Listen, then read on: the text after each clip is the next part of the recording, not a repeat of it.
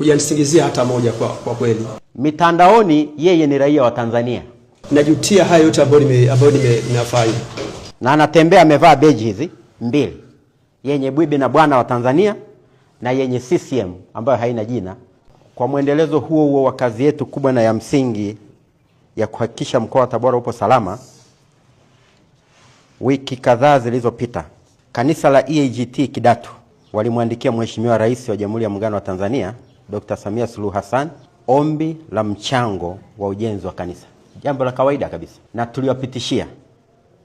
Maombi yao yalikuwa ni shilingi milioni 25, wakimwomba Mheshimiwa Rais awachangie ujenzi wao wa kanisa. Kwa wasaidizi wa Mheshimiwa Rais, sisi kama ofisi ya mkuu wa mkoa, ni kweli walipokea hiyo barua na walikuwa wanaichakata na walirudisha majibu.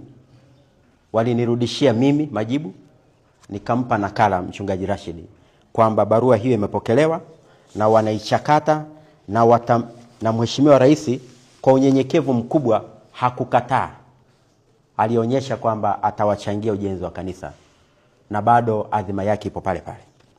Sasa wakatokea wengine matapeli ambao hawajui mfumo wa serikali unafanya kazi vipi, ambao wanajiita ni supporter the Solidarity Fund for the Church African Ahead, ambao makazi yao yapo nchini Kenya. Waliandikia kanisa Evangelist Church Assemblies of God hawa Kidatu Tabora hapa, wakiwajibu barua ile waliomwandikia Mheshimiwa Rais. Wakamwambia, kwanza tunakupongeza kwa maombi yako ambayo ulimwandikia Mheshimiwa Rais barua. Umeomba milioni 25, lakini kwa udadisi tuliofanya na utafiti tuliofanya, unahitaji kupata kweli kanisa, lakini unahitaji kupata gari, lakini pia unahitaji kupata hospitali.